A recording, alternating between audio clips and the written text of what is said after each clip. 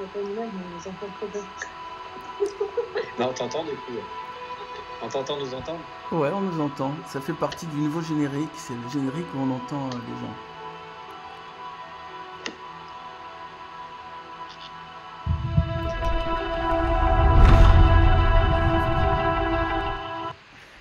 Bonjour et bienvenue dans ce 4e épisode du Cercle des Fourmis.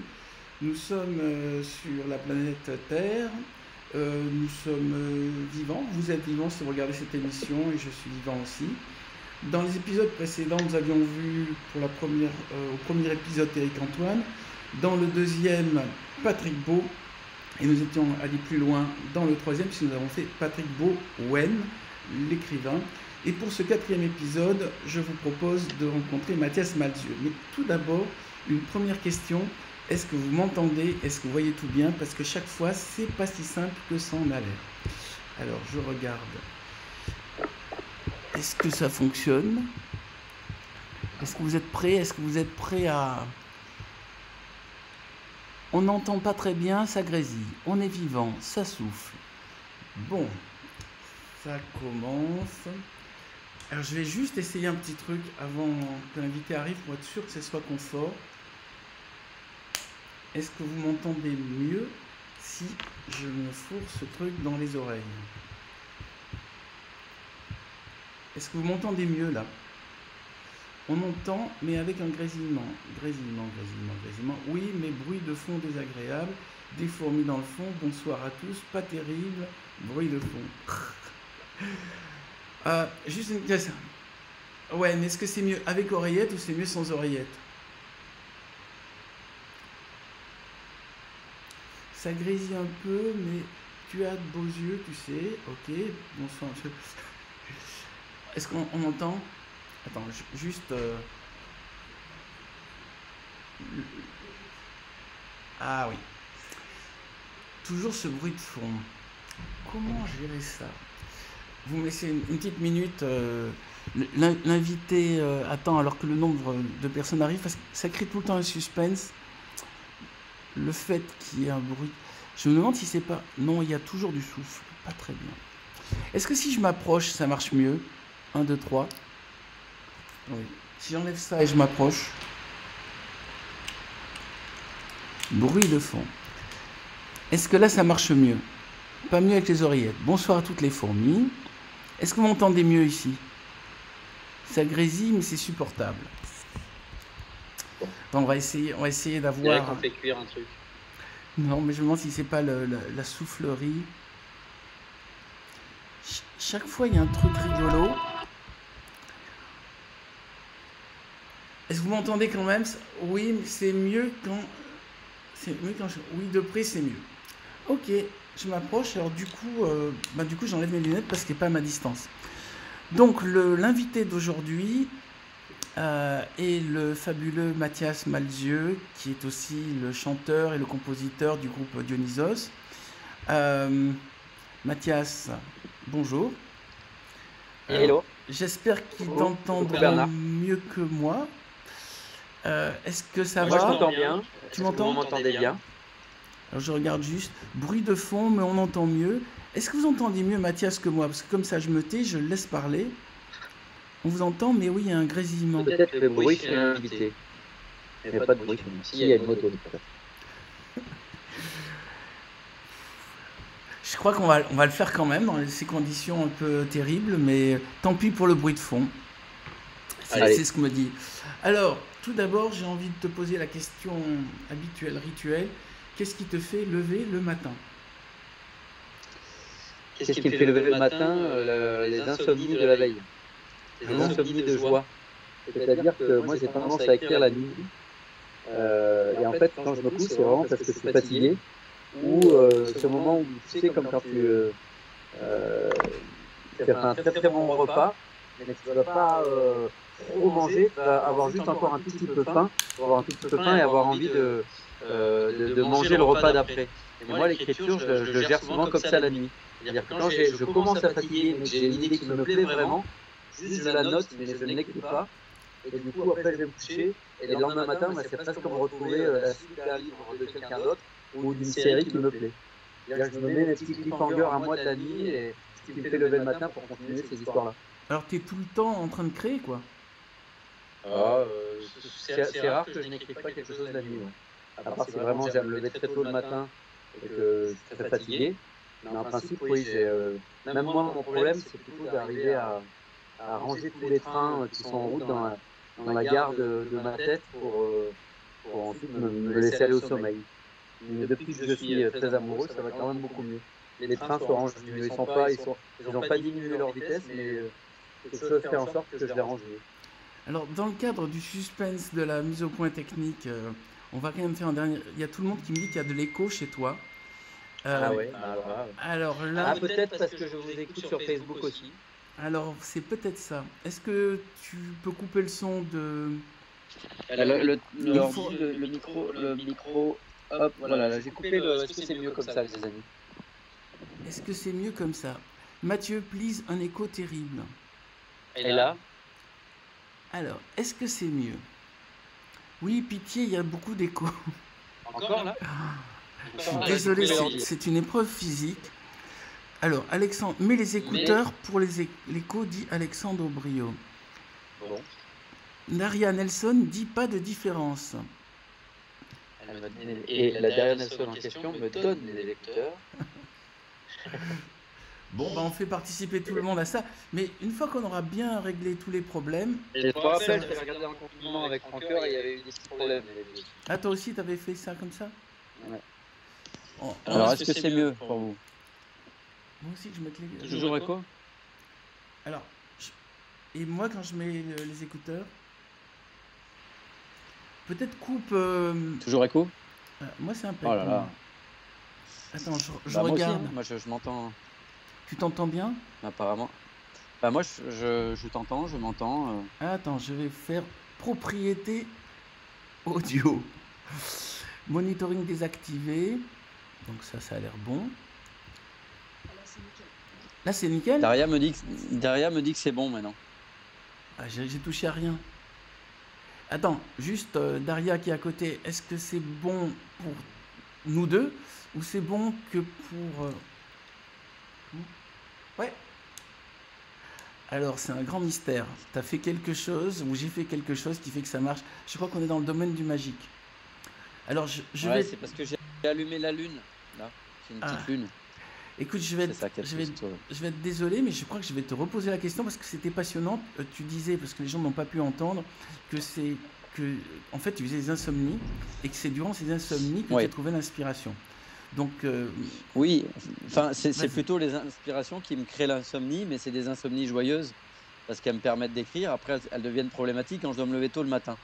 Mais par rapport à ta question de qu'est-ce qui me fait lever le matin, justement, c'est souvent de m'être fait un petit cliffhanger personnel la nuit, au moment où j'étais vraiment fatigué, d'avoir juste noté une idée et la joie de me réveiller le matin et de me dire « Ah, je vais continuer ça ». Un peu comme quand on continue un livre qu'on aime quand on est lecteur, ou une série, ou quelque chose comme ça. Tu fais ça tous les soirs? C'est-à-dire tous les soirs? Quasiment tous les soirs. Avant de te coucher, tu penses à la scène ou à la chose que tu dois écrire? Je ne fais pas exprès, mais en fait, quand j'écris la nuit, il y a forcément un moment où je suis fatigué ou quand même je vais avoir besoin de dormir. Et là, en fait, souvent, au lieu d'arrêter ou alors de pousser, même si je suis fatigué, une idée parce que je l'ai en tête, je la résume, je l'écris en gras souvent, quand c'est dans un roman. Et après, je vais dormir et puis je sais que le lendemain, je vais avoir ça à travailler. Ça ne marche pas à tous les coups. Et je disais que c'est moi, mon problème, souvent, justement, c'est après d'arriver à tout ranger les idées. Parce qu'il y a souvent, par exemple, la nuit dernière, j'ai travaillé sur mon voyage dans la Lune de Méliès. Ouais. La suite de la série du western sur la Lune en animation. Et en même temps sur mon roman, sur les corrections de mon roman. Et du coup, j'ai du mal après à redescendre, à me calmer pour penser à rien et dormir. Même si j'ai lu ton 6e sommeil, j'ai encore un petit peu du mal avec tout ça. Mais depuis que je suis amoureux, ça va mieux. Ah. Il y a un calme qui fait que j'ai pas moins d'idées, j'en ai encore plus, mais comme si c'était la gare émotionnelle s'était agrandie et que du coup, je pouvais ranger un peu les trains d'idées un peu plus tranquillement et je prends plus par exemple de somnifères pour dormir, truc comme ça, ce qui a été mon cas longtemps. C'est-à-dire que l'amour permet déjà d'avoir une thérapie du sommeil. Exactement. c'est une théorie que je défends tout à fait.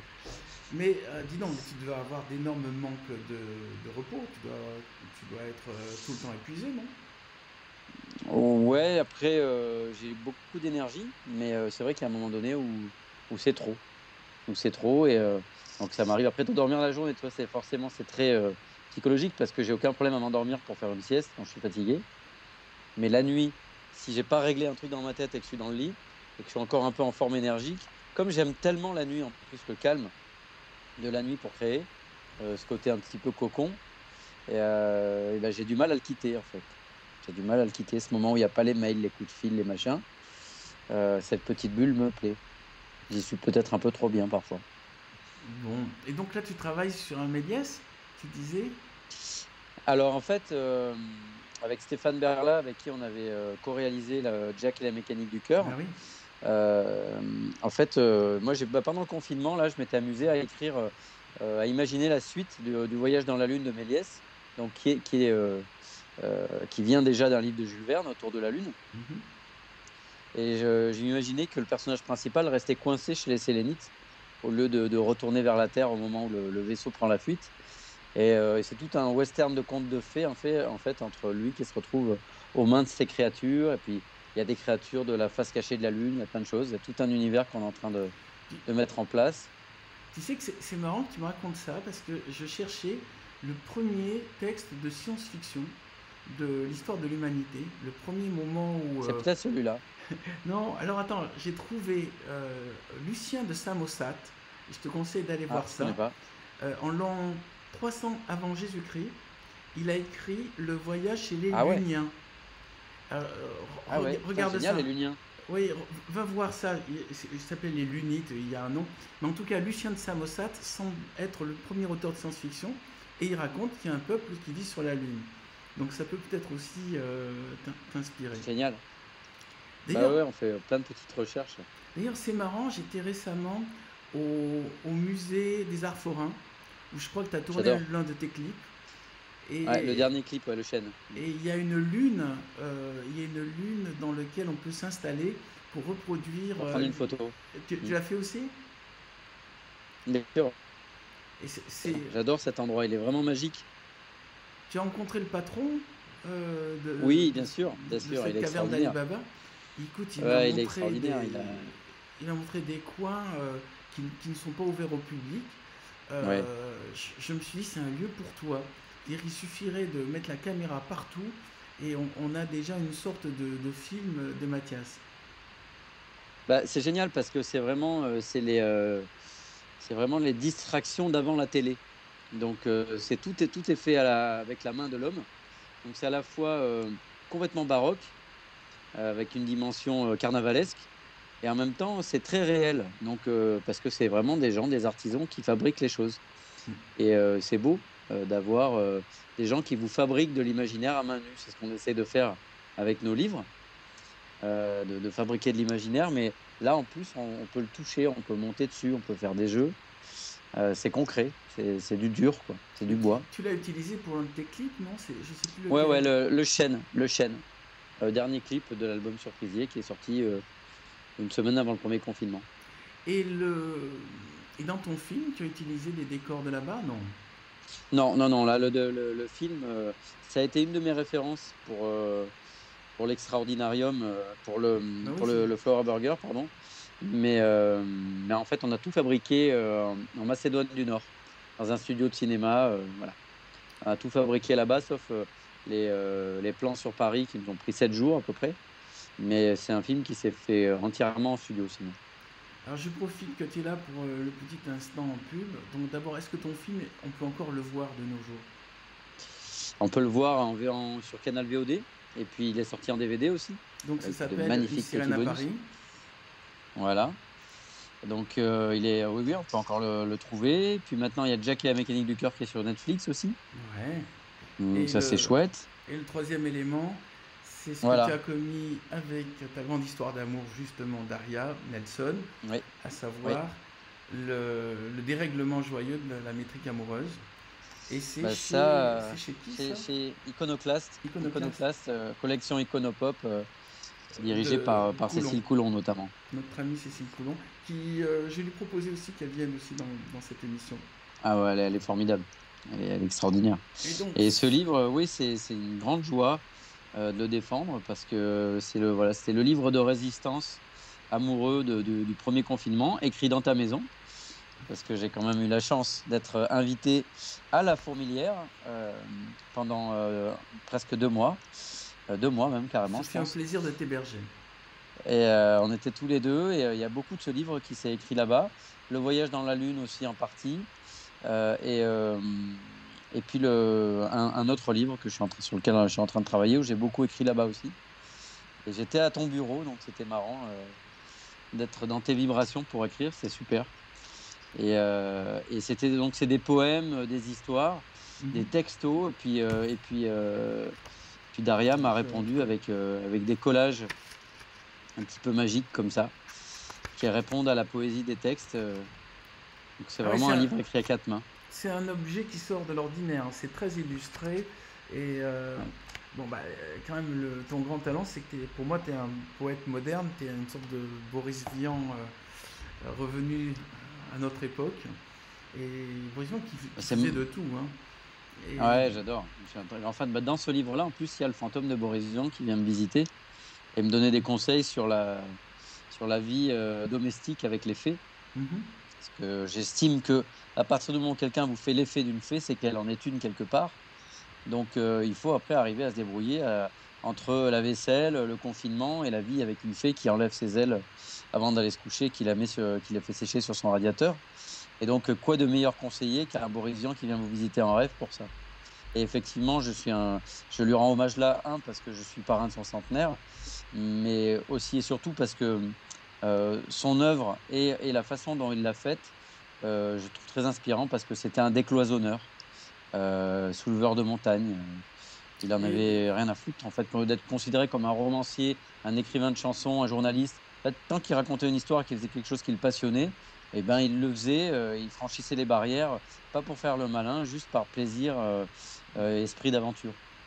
Et c'était aussi un musicien, puisqu'il jouait de la trompette alors qu'il était asthmatique, et il était très malade, et les gens se demandaient chaque fois s'il n'allait pas mourir sur scène. Il a dû arrêter à 6 ans vers 53-54, il a dû arrêter la trompette, ce qui le rendait très très malheureux, mais il a compensé avec l'écriture de chansons, alors qu'il ne se considérait pas comme un chanteur.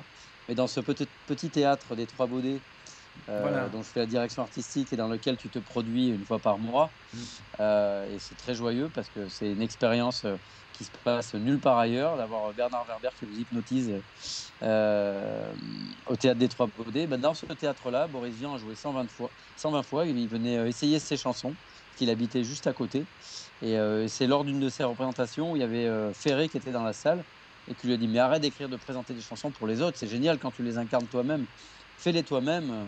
Et c'est là que la carrière de chanteur de Boris Vian a réellement commencé.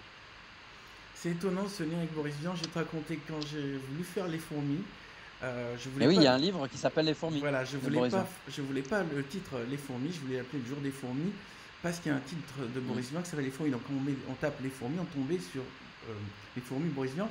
Or, il a pratiquement les mêmes initiales que moi, c'est BV et BW. Donc j'ai dit à mon éditeur, je préférais qu'on mette surtout pas Les Fourmis. Et c'est mon éditeur qui m'a dit non, on va, de toute façon, le public finira par le différencier. Et la nouvelle qui s'appelle Les Fourmis, donc de Boris Vian, a une particularité, c'est qu'elle ne parle pas de fourmis. C'est juste un soldat qui met son pied sur une mine, et au moment où il sait que s'il enlève son pied de la mine, elle va exploser. Et à ce moment-là, ça termine par cette phrase. Et au moment où il se dit qu'il faut vraiment qu'il ne bouge pas son pied, il commence à sentir des fourmis dans les jambes, ce qui signifie qu'il va probablement mourir. Et ça s'est arrêté sur le mot fourmi, ce qui a donné le nom Les Fourmis, et qui a donné le nom Les Fourmis au recueil. Mais c'est marrant, comme même avec toi, le chemin de Boris Vian revient. Et alors, ce que j'ai découvert aussi sur Boris Vian, j'aime bien parler de ce sujet, c'est que c'était le grand ennemi de Jean-Paul Sartre. Et j'ai toujours trouvé que Jean-Paul Sartre avait l'air bizarre comme garçon, il n'avait pas l'air intellectuel. Il se moque de lui dans l'Écume des jours. Oui, il appelle Jean Solpart. Jean Solpart. Ouais, Et il se moque quand même pas mal de lui. parce que Et du personnage qui est fan de lui aussi. mais parce que Jean-Paul Sartre avait piqué la femme de Boris Vian. Et Jean-Paul Sartre était vraiment un type cynique et le contraire de toutes les valeurs. C'est-à-dire, il dit aux autres faites ci, et lui-même il faisait le contraire. C'est un type immoral. Un Tartuffe. Ouais, un vrai Tartuffe, exactement. Et durant la période, on va se faire, ça va pas être bizarre aux gens qui entendent ça, mais durant la période de la collaboration, il a continué à travailler et il allait manger avec les officiers allemands, notamment et Marguerite Duras, qui elle aussi avait l'air de bien s'accommoder avec la collaboration, et ça ne posait aucun problème. Et après, à la Libération, il s'est plus d'un coup senti communiste, et puis il a dénoncé, il a dit « Ah mais Romain Gary, on était sûr qu'il faisait de la résistance », et il a commencé à faire chier aussi Romain Gary au nom de ses valeurs communistes. Je savais pas ça. Et Romain Gary était dans les bombardiers anglais, il était dans une position qui était très dangereuse, et Romain Gary était un vrai héros. Mais il a eu la médaille de guerre, hein. Il a eu la médaille de guerre. Oui. Romain Gary, il a eu la médaille de guerre. Mais vu que Romain Gary était copain avec De Gaulle, Jean-Paul Sartre, qui détestait De Gaulle, s'est dit s'il est copain avec De Gaulle, c'est que c'est des vieux réacs, et moi je suis le communisme et les valeurs de gauche. Oui, mais si ce n'est qu'il ne les a pas vraiment incarnées durant la période de l'occupation, puisque donc c'était très bien accommodé de l'occupant. Ouais. Petite parenthèse qui rend encore plus Boris Vian sympathique, c'est que ses ennemis sont des gens exécrables. Et ce qu'il faut savoir aussi, c'est qu'en tant qu'écrivain, il n'a pas été du tout reconnu de son vivant, il en souffrait pas mal. Et il a été reconnu en fait en mai 68, donc après sa mort, quand il est devenu le symbole d'une jeunesse qui avait envie précisément de foutre en l'air le vieux monde avec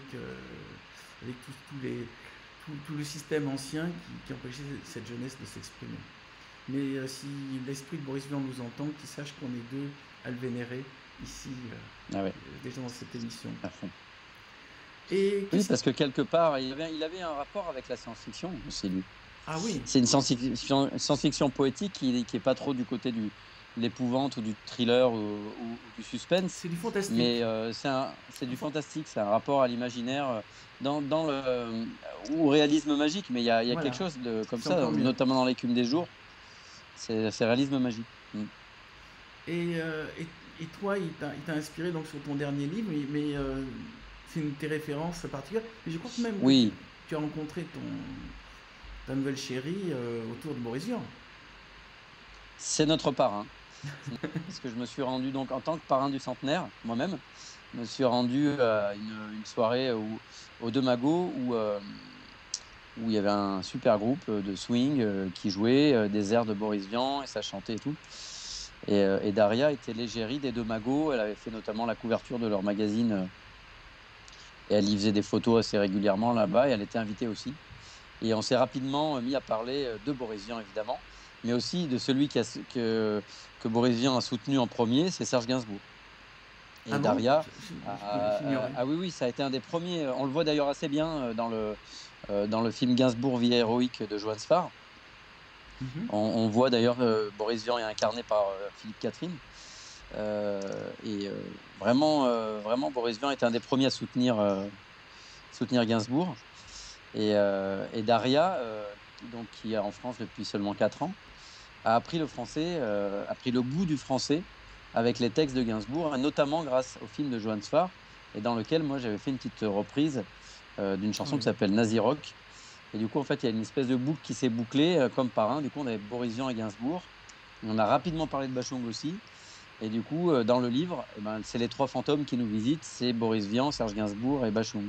Ce sont nos parrains fantômes un peu magiques et un peu classieux qui nous ont amenés à nous rencontrer indirectement. Noble lignée. Alors, je vois derrière toi, il y a tout un décor. Est-ce que tu pourrais nous faire visiter, je ne sais pas si tu as un objet mobile, tu peux nous montrer un peu quelques objets magiques qui font un décor? Oui, alors là, là, c'est mon petit coin de travail que Daria m'a aménagé. Donc là, il y a ta guitare classique, il y a ton ukulélé. Là, il y a 2 ukulélés, un ukulélé de concert et un ukulélé que vient de m'offrir Daria. Il y a tous les chapeaux, il y a tous les appareils Lomo, donc ces appareils de photographie un peu punk rock. Machine à écrire offerte par ma sœur, le petit piano, une petite caméra comme ça, la folk. Et là, les chapeaux. Et là, il y a les skate-étagères. Donc, c'est des étagères qui sont des véritables skateboards, mais qu'on peut du coup enlever. Et ils ne sont pas fixés. Hein. Je peux m'en servir, mais bon, il y a quand même pas mal de petites conneries dessus, des choses qui viennent du Mexique notamment. Fois des cadeaux. Tu peux zoomer là sur les trucs du Mexique? On aurait dit c'est les personnages de la fête des morts, là. C'est ça? Exactement. Ouais. C'est les personnages de la fête des morts. Qu'est-ce que je peux voir? Les lunettes d'aviateur, les appareils photo. Là, il y a le fameux. Il y a un sapin de Noël en voie d'éclosion, mais il n'a pas encore éclos. C'est un peu un gremlins. D'accord. Il va éclore dans les jours qui viennent. Voilà, il va pas tarder. Et là, il y a le fameux siège œuf de Eggman Records où on enregistre les disques, notamment le livre là dont on parlait tout à l'heure, qu'on a fait avec Daria. On en a fait une version musicalisée et lue, avec une petite chanson aussi. On a fait un petit concours sur Instagram de reprise de cette chanson. Et normalement, bon là ça n'a pas été le cas, mais normalement tous ces disques-là, on les enregistre dans cet œuf. On en a fait, c'est le 8e. Qu'est-ce que je peux vous montrer encore? Il a une résonance particulière cet œuf? C'est-à-dire ça donne un son... Oui, en fait il a un son de cabine de speak. C'est-à-dire qu'il a, on dirait, comme ils disent, dead sound. C'est-à-dire que ça résonne pas du tout, c'est très feutré. Et en plus on y est bien. Donc en fait moi je l'avais vraiment acheté pour de la déco. Et puis dedans je me suis mis à jouer du ukulélé, à enregistrer.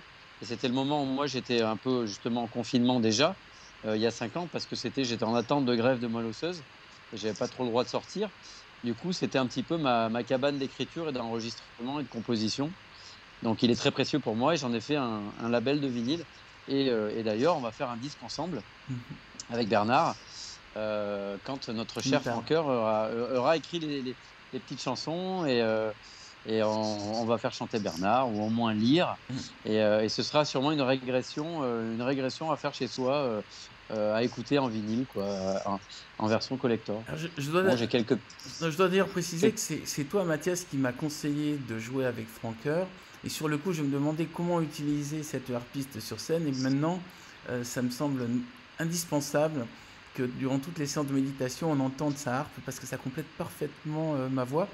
Alors pas quand j'ai jamais chanté de ma vie, mais je suis prêt à tenter l'expérience pour toi et pour graver ce fameux disque parce que donc tu as une machine à graver des vinyles. Ouais, alors il y a 2 machines différentes. Il y a une machine qui permet de graver les vinyles à un exemplaire à chaque fois. Donc on le fait au 3 Baudets, on le fait au Théâtre de la Ville. Et donc ça c'est un peu magique. On dirait qu'on fait une crêpe mais qu'elle est musicale. Et puis sinon, quand on enregistre chez moi dans l'œuf, on fait quand même une matrice qui permet, comme n'importe quel disque, ensuite d'être dupliqué à plus d'exemplaires. Donc c'est pas exactement le même procédé. Mais je t'avoue que cette machine des 3 Baudets, là, ça me titille vraiment que d'en avoir une pour que vraiment, quand les copains y viennent, on puisse enregistrer des disques à la maison comme on ferait un goûter, quoi. C'est un truc qui me fait pas mal rêver et qui s'est retrouvé dans Une sirène à Paris. Toujours la frontière entre le rêve et l'imaginaire, elle est toujours fragile et tant mieux. Dans ce livre, les surprisiers, pendant la Deuxième Guerre mondiale, gravent des disques vinyles pour y mettre des messages codés. Et puis quand il leur reste un petit peu de temps ou quelques vinyles en plus, ils écrivent des poèmes, ils enregistrent des poèmes ou des histoires ou des choses comme ça. Et du coup, ce qui est marrant, c'est que ça a existé dans les années 50-40, cette machine. Après, il y a Jack White des White Stripes qui en a refabriqué une pour son label. Et moi, j'en ai fait faire une fausse pour le film. Et ensuite, j'ai fait une rencontre, c'est pas exactement la même machine, mais presque, qui nous permet de faire cette expérience aux 3 Baudets et au Théâtre de la Ville. Ça s'appelle un voiceographe. Et c'est fou, quoi. C'est du Polaroid musical avec objet vinyle. Alors, quelle est ta philosophie de vie? C'est quoi ta perception de cet espace-temps? C'est quoi qui te semble les lois cachées derrière les lois visibles? Moi, il y a une grosse modification déjà. C'est-à-dire que pourquoi on a une philosophie? Souvent, on adapte sa philosophie à qui on est et avec ses qualités et ses défauts pour pouvoir s'adapter à la vie, à soi et à la vie. Donc j'ai toujours eu un côté hypersensible, hyperactif. Et puis j'ai eu la greffe de moelle osseuse. Et là, du coup, en fait, j'ai été confronté au temps ralenti, à la patience, et plus seulement à la passion fougueuse. Donc j'ai dû changer de philosophie. Avant, j'étais, disons, un peu dans toujours très Whitmanien, donc seize the day, carpe diem, épicurisme, jouisseur, le moment présent, le présent en français, le présent est un cadeau. Donc j'ai toujours été vraiment là-dedans, avec beaucoup de joie, privilégier la joie sur le bonheur. C'est-à-dire que quitte à souffrir et être mélancolique de temps en temps, et que finalement se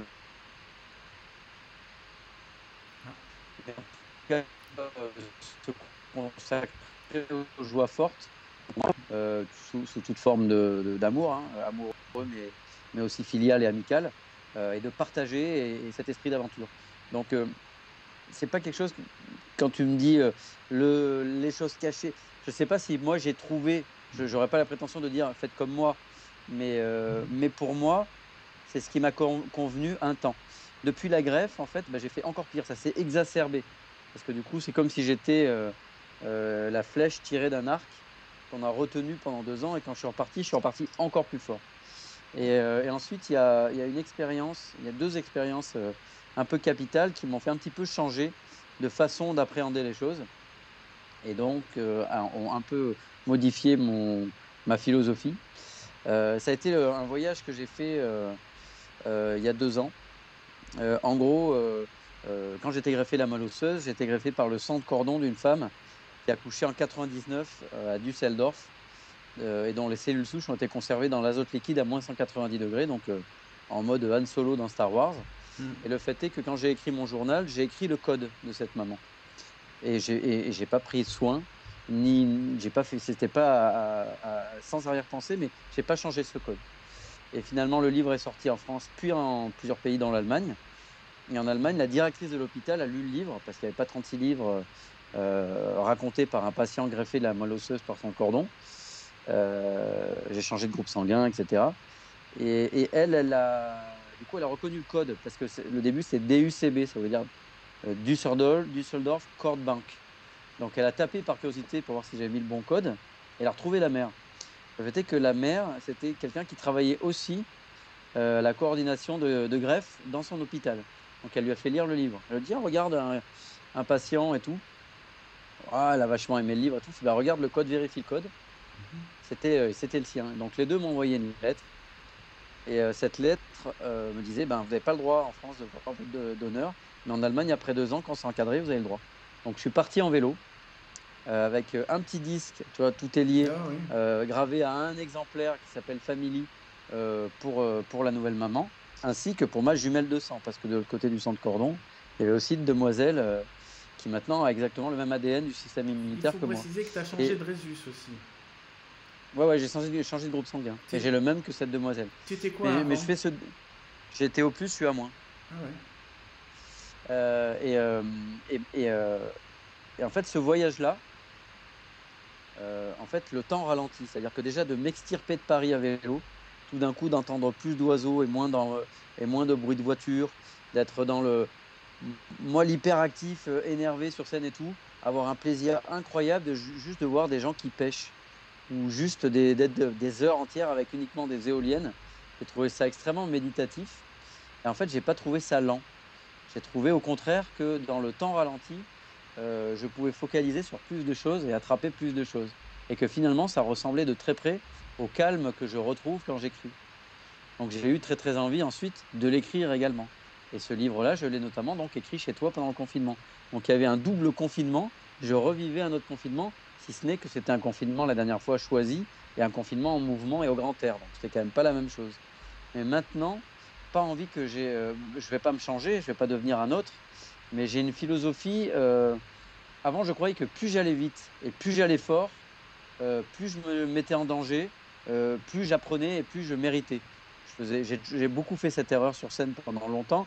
J'avais l'impression que si les gens ils avaient pris leur voiture, ils avaient payé une place, ils avaient pris du temps pour venir me voir, si je ressortais pas avec une blessure de guerre, que je méritais pas forcément d'être venu sur scène. Tu t'es lancé dans la foule, en fait, d'ailleurs, tu t'es jeté dans la foule. Tout le temps, mais je continue. Je continue, mais ça, c'est pas très dangereux. mais c'est plutôt les cascades et les choses comme ça. Et puis la répétition des sauts qui use l'organisme, surtout quand on devient un vieux monsieur de 46 ans et qu'on n'est plus un jeune punk rocker de 22. Mais j'ai souvent fait cette erreur. Et en fait, entre la greffe, le temps ralenti en greffe et le temps ralenti sur ce vélo qui a fait comme une espèce de confirmation, je me suis dit, mais en fait, je ne suis pas obligé d'être ce garçon-là. En fait, c'est une partie de moi. J'ai un rapport particulier à l'adrénaline, à l'émotion forte et tout. Je ne vais pas le changer du tout au tout, mais je peux vivre autrement. Et je me suis aperçu en fait que si j'aimais tant écrire, c'était aussi ce temps ralenti-là. Et si j'aimais tant lire, et si j'aimais tant la nature, etc. Et disons que je le faisais déjà, mais là j'en ai pris conscience beaucoup plus. Et avec le deuxième confinement, ça s'est encore affiné. Du coup, évidemment, j'ai eu des coups de blues parce que j'ai travaillé pendant 4 ans un long métrage qui était aussi un livre et qui était aussi un album de Dionysos. C'est une tournée, tout ça est tombé à l'eau. Donc évidemment que j'ai eu un coup de blues, mais j'ai quand même extrêmement bien vécu le confinement grâce à ta maison, grâce énormément à Daria qui m'a beaucoup soutenu et qui a vraiment rendu merveilleux les moments d'attente qui n'en étaient plus. Mais le temps ralenti, voilà, je l'accepte maintenant. Puis je me suis aperçu que finalement, j'ai toujours aimé Nirvana, les Beastie Boys et le punk rock, mais que finalement, j'écoute encore beaucoup plus souvent Leonard Cohen ou Neil Young, ou des choses calmes et boisées que des choses hystériques. Donc il y a quelque chose en moi, peut-être que c'est comme en astrologie, que l'ascendant est en train de prendre le pas en vieillissant, que je deviens plus lion que bélier. T'es lion? Ouais, je suis en train de devenir lion. Ouais. Ah, c'est l'ascendant lion. Je suis vierge et je m'entends plutôt bien avec les lions. Donc ça explique plutôt ouais, je deviens lion. Je deviens lion et j'étais bélier. Ah, c'est pas facile, hein, les béliers. Hein. C'est bête à cornes, ça fonce tout le temps. Bon, après, toujours, on se raconte l'histoire qu'on veut, mais c'est vrai que dans les caractéristiques du bélier, j'en ai pas mal quand même. Pour le bon et le moins bon. Je crois que je t'ai interrompu alors que tu étais en train de nous faire visiter la maison. Excuse-moi, je suis en train de me rappeler. Tu peux nous montrer encore non. On avait fait le tour?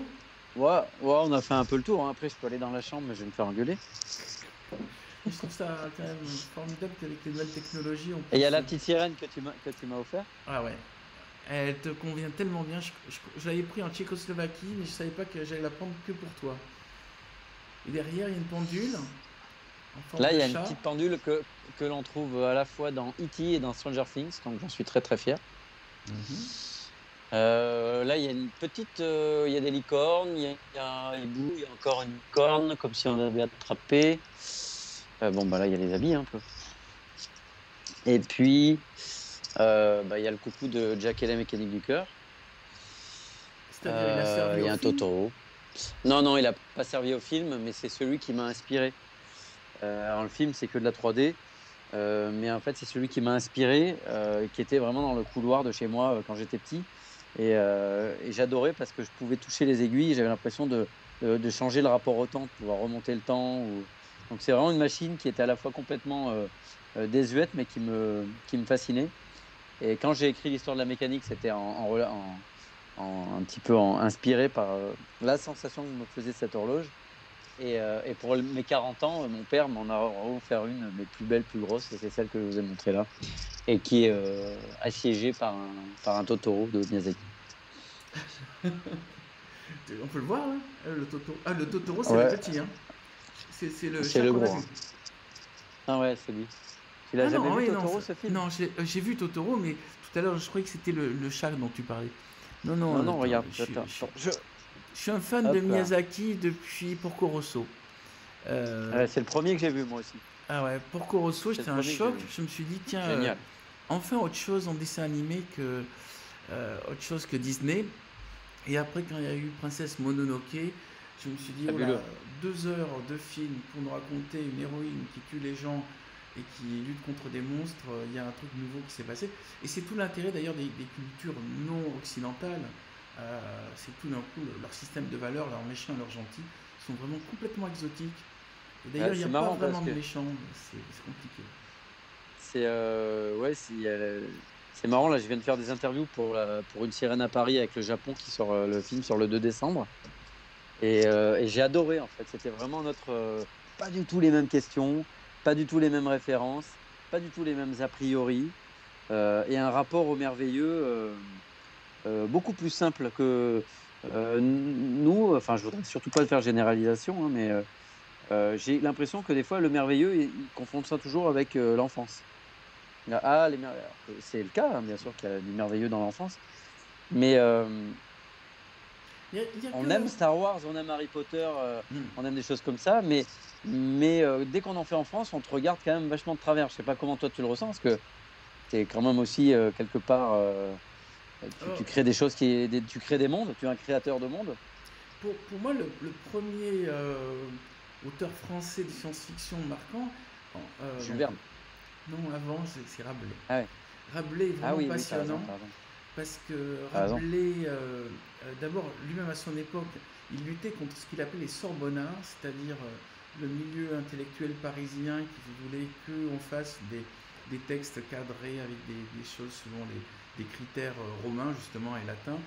Et lui, il est rentré dans un délire avec ces géants, Gargantua et Pantagruel. Puis c'est une moquerie de sa société. Et il y a tous les éléments en même temps de l'actualité de son époque. Il y a les guerres picrocholiennes qui correspondent aux guerres de François Ier en Italie.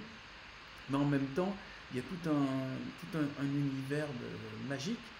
Et Rabelais, ce qui est formidable, c'est quand tu t'intéresses à sa vie, il était aussi médecin et il allait déterrer les morts pour essayer de comprendre la physiologie humaine. Il était à Montpellier notamment et il était avec des groupes d'étudiants en train de risquer sa vie parce que s'il se faisait attraper en train de déterrer les cadavres dans le cimetière, évidemment, ça se passait pas bien. Mais il s'en est toujours tiré. D'ailleurs, c'est un moine défroqué et un gros fêtard. Et il cultivait les paradoxes. Et c'est lui qui a inventé la contrepétrie, par exemple. Il a inventé plein de choses. On a oublié. C'est lui qui a inventé aussi la phrase « Science sans conscience n'est que ruine de l'âme », qui quand même résume beaucoup de choses. Savoir que on ne sera pas sauvé par la technologie s'il n'y a pas derrière des gens qui se demandent comment ça va être utilisé, qu'est-ce que ça peut avoir comme conséquences et positives et négatives. Et là, on voit... Parce que Jules Verne, lui, pensait qu'on pourrait se sauver par la science. Mais Rabelais avait déjà compris que la science... Il avait un rapport romantique à la science. Ah oui. Et Rabelais, en fait, il n'a pu être publié, il n'a pu exister à son époque que parce qu'il était pote directement avec le roi. Sinon, il avait tout le monde contre lui. Tout comme Boris Vian. C'est étonnant de voir comment tous les gens qui veulent faire des trucs nouveaux voient tout le système automatiquement les bloquer pour les mettre, pour leur faire comprendre qu'ils ne sont pas... qui ne seront jamais admis et pour les extraire. Mais même Eiffel, hein. Oui. Même un mec comme Eiffel. Tu sais, le pire ennemi d'Eiffel, c'est Garnier. Celui qui a fait le Palais Garnier. L'opéra. Ouais, il a lancé des signatures pour que tous les gens qui refusent qu'on laisse la tour Eiffel signent.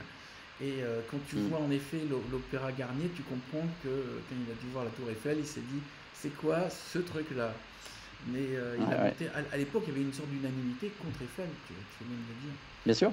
En fait, dès qu'il y a des gens qui ont... Il y a un proverbe japonais, on fait le lien avec le Japon, qui dit « Le clou qui dépasse attire le marteau ». C'est typiquement japonais, ça veut dire si tu fais le malin, tu vas t'en prendre une, ça fait partie de ton parcours de type qui veut sortir la tête hors du système. Et après, c'est à nous de choisir, est-ce qu'on préfère faire partie du système? Dans ce cas, le clou ne dépasse pas, n'attire pas le marteau, mais par contre, on est complètement anodin. Ou alors, on essaie de faire bouger les lignes.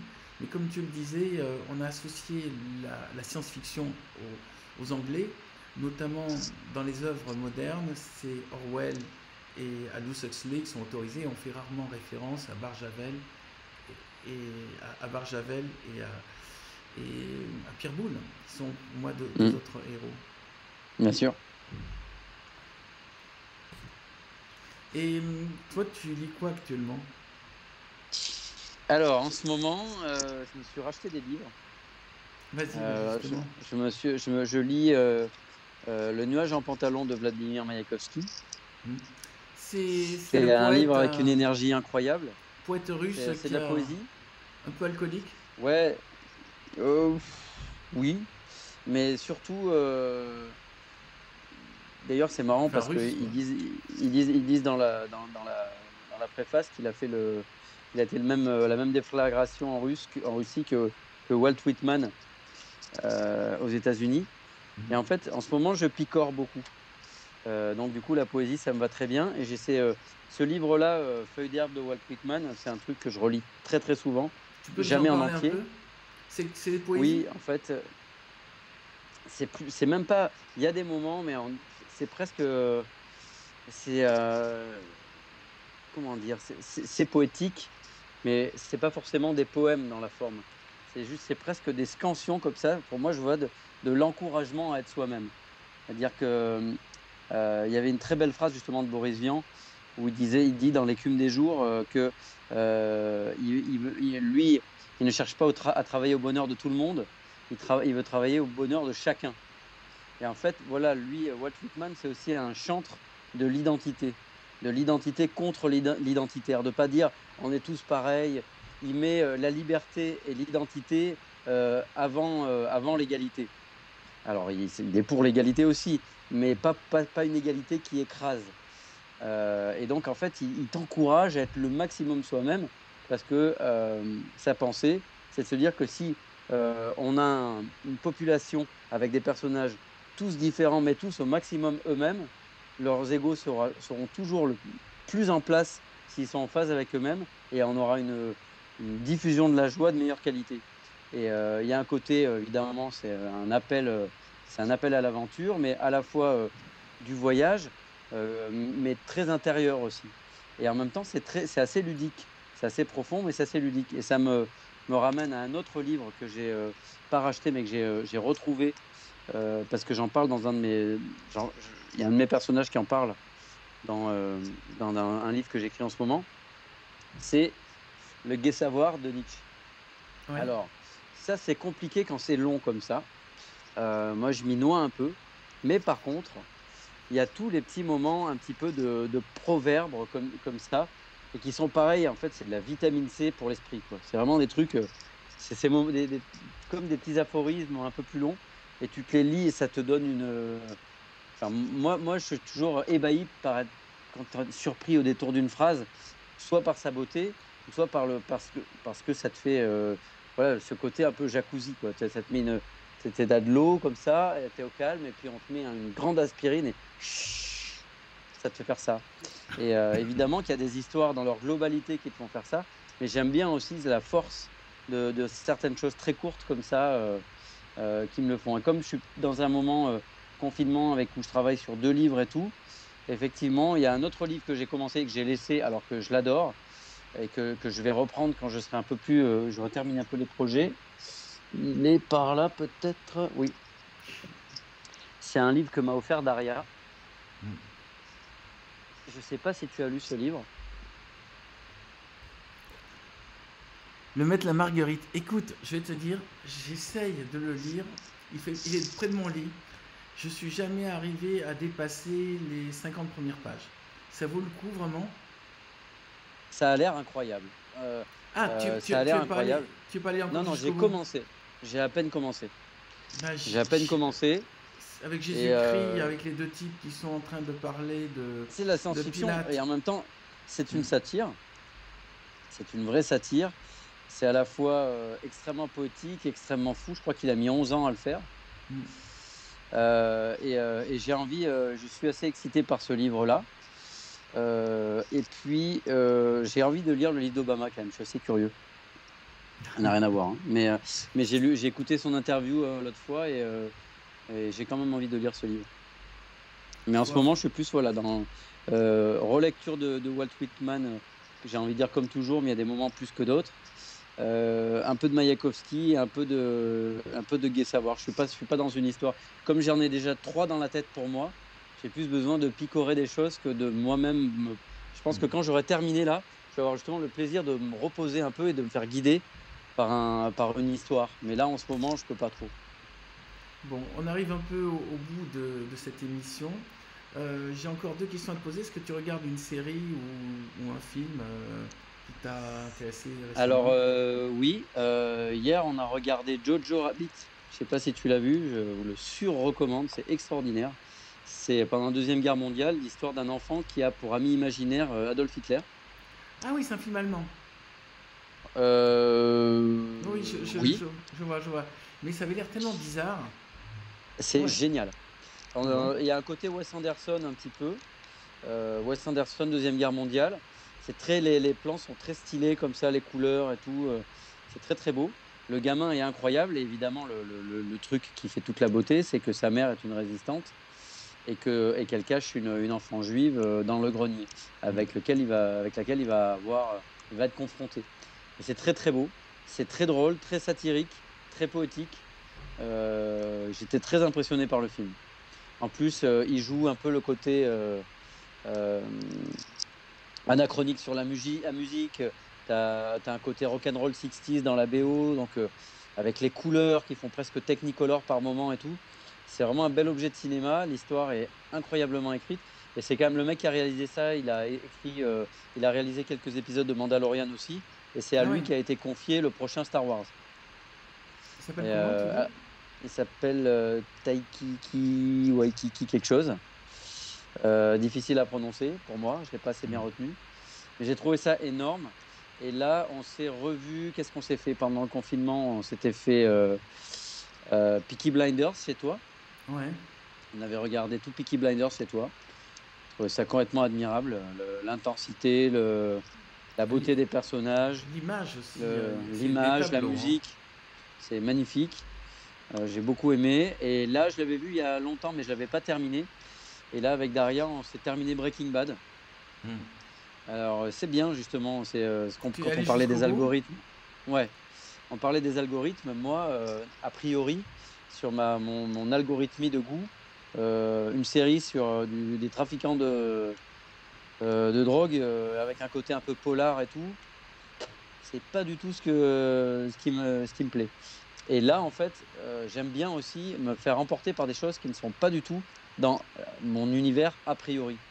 Et là, la qualité en fait de l'écriture, des comédiens, pareil de la L'acteur est musique, de la mise en fabuleux. scène est telle que en fait, ben, j'ai été complètement mordu de Breaking Bad et Daria aussi. Et vraiment, c'était un vrai plaisir de rendez-vous que de retrouver un épisode. Et là, je pense on va se faire le sequel, là, El Camino. C'est un petit film de 2 heures, plus sur le personnage de Jesse, sans spoiler pour ceux qui seraient en train de regarder Breaking Bad ou quoi, sur ce qui se passe à la fin. Mais donc, on a regardé ça.